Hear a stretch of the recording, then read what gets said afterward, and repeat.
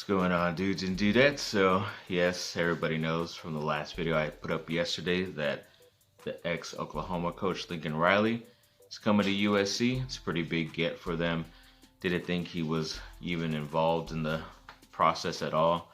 Didn't know his contract was going to be up soon, but it is actually. But I guess he wanted to change the scenery. Plus, I hear Oklahoma is moving to the SEC with like Alabama, Florida, LSU, so it will be tougher for him to win. So might as well just come to better Southern California to have an easier way to the Final Four. And it's good because a lot of his recruits that he got to commit to Oklahoma are already decommitting and already considering USC as well. So that's very good. So hopefully that does work out for them. And then also, he is bringing a couple of the more talented coaches that he has on his staff with him, especially the defensive coordinator, Alex Grinch, who does have some history in the Pac-12. He was a defensive coordinator at Washington State, so he knows not only the recruiting trail as well, but also how to play some of these teams in the conference.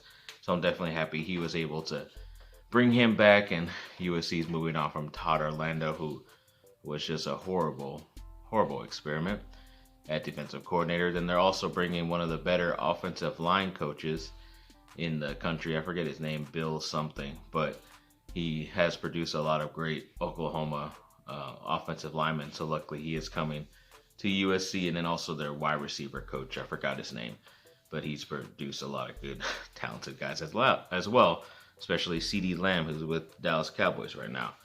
So that's all good. Hopefully more and more guys keep coming, whether it's, recruits or other good coaches. So hopefully it attracts a lot of people as well to USC, which is nice. Then Devin Brown, the 4-star, almost 5-star quarterback in Utah, that he was kind of wavering, taking other visits to other schools while still committed to USC. But before all this news happened, he did decommit from USC. I didn't know if he was still going to reconsider them or not. And knowing that Oklahoma had already an LA guy committed who is a better player, supposedly, or at least better ranked than Devin Brown, I don't think Brown is going to want to come also to USC, especially when there's already a guy who is going to most likely be the starter in Jackson Dart next year, who's already on USC's roster. So maybe it's best for him to go somewhere else. I don't think he can really compete or wants to wait that long. So good luck to him. It sucks, but whatever. Then JJ Redick, ex-Duke player, he's been off and on ESPN shows here and there. They're trying to test him out, see where he fits best, I guess. But they have been putting him on First Take a lot with Stephen A. Smith. And I guess it was happening during when the whole LeBron James and Isaiah Stewart stuff was happening. And I guess First Take mentioned that LeBron is not feared at all in the NBA because of how the NBA is nowadays. Nobody really highly regards LeBron as much as they used to. And JJ Redick's like, well, I played against him for 15 plus years, and every single time I played against him, I was afraid of even stepping in front to take a charge or, make a foul or anything like that, just because of not only his size, but how smart he is too. He knows how to get the foul on you.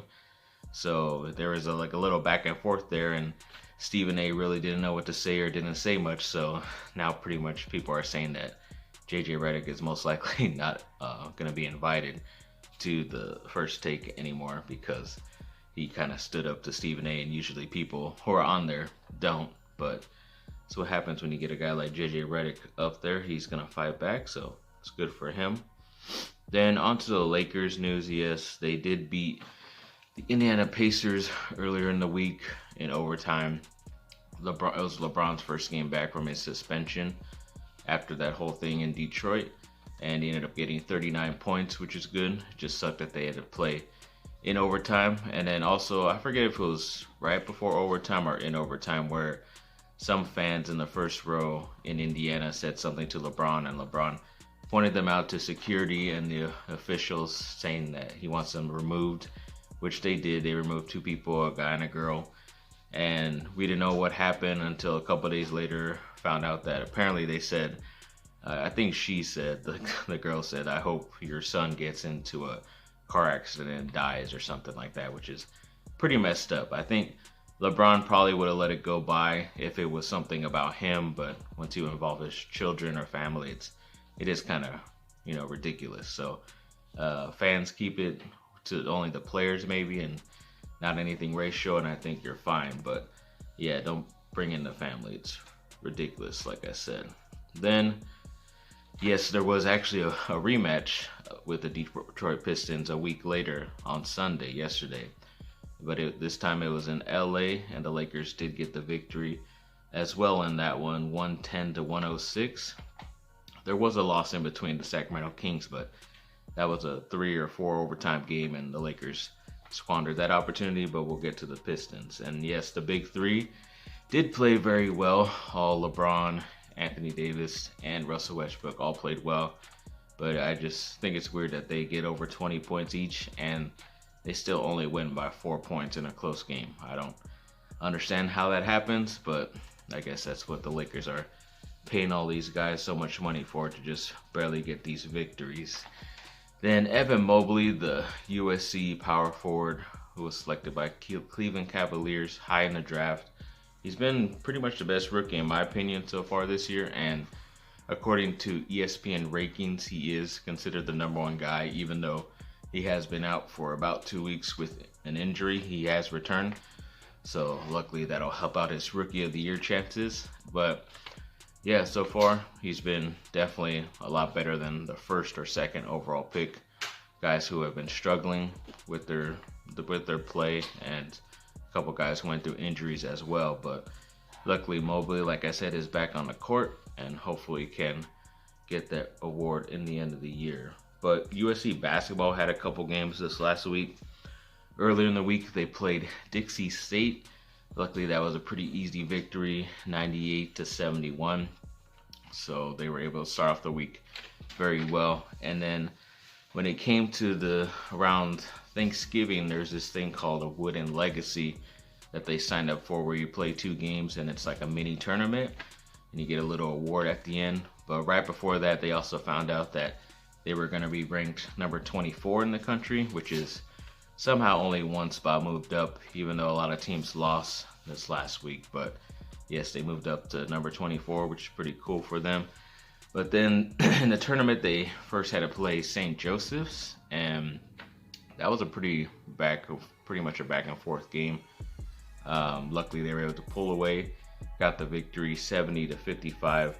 Boogie Ellis got around like 17 points to transfer, so good for them. And they advanced to the finals of that tournament to play San Diego State, which is one of the better teams they have played so far in the beginning of this year. So for some reason, San Diego State is always in the March Madness tournament and is pretty good. I don't know why.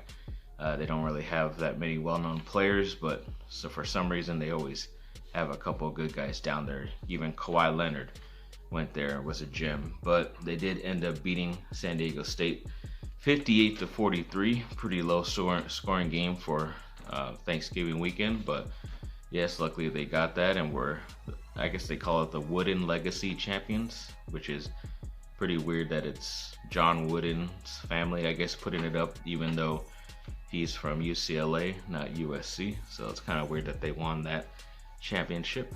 But another highly talented ex-California player who went out of state for college, Elias Ricks, who was at LSU.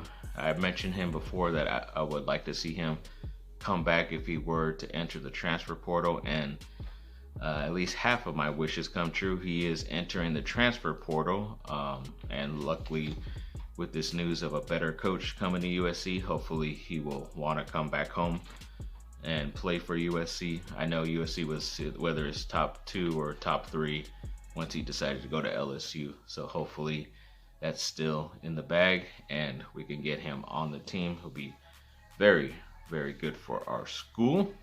Then going on to Duke to end this. Yes, earlier in the week they played the Citadel and it was a lot closer than I thought, but luckily Duke pulled away 107 to 81. Banchero and Moore kind of made history. They since around, I think 2009, it's the first time players had over 20 points, over 5 rebounds, and 5 assists in a game for Duke, but they were also the first players to ever do it without having a turnover, which is pretty cool. So yeah, congrats to them. They're able to make a little bit of history against a crappy team that they, of course, struggled against in the first half, but were able to pull away. And then they had the big game against #1 Gonzaga, where everybody was talking about is in Las Vegas. And I thought it was kind of already unfair because Gonzaga was already there for a game before. I think it was against UCLA earlier in the Thanksgiving week that Gonzaga beat UCLA pretty handily. But I thought it was kind of a disadvantage that they were able to at least stay in that time zone for a couple days before Duke. But yes, it was a big, I forget if it was Friday. Yeah, I think it was Friday. But yeah, Duke ended up getting the victory 84-81. Banchero, he had 21 points, but sadly 20 of those points came in the first half. And of course he ended up cramping and only got 1 point in the second half. But yeah, a lot of players stepped up, especially towards the end. Jeremy Roach, Wendell Moore hit a couple shots. Joey Baker hit shots as well. Mark Williams was just a freaking beast. I thought he was the player of the game because he was able to keep in control Gonzaga's 2 best players in the front court, Drew Timme and Chet Holmgren, who's considered the #1 overall draft prospect going into next year's draft for the NBA. I thought he played him very well offensively and defensively, especially on the defensive end. I thought he was our MVP that game. And it helped that Banchero was scoring, but yeah, luckily they're able to get more scoring throughout the whole entire game and got that victory. It was pretty big time, so definitely happy that happened for Duke. So yes, thanks for watching, people. Like and subscribe, comment down below, let me know what y'all think. Have a great rest of your day.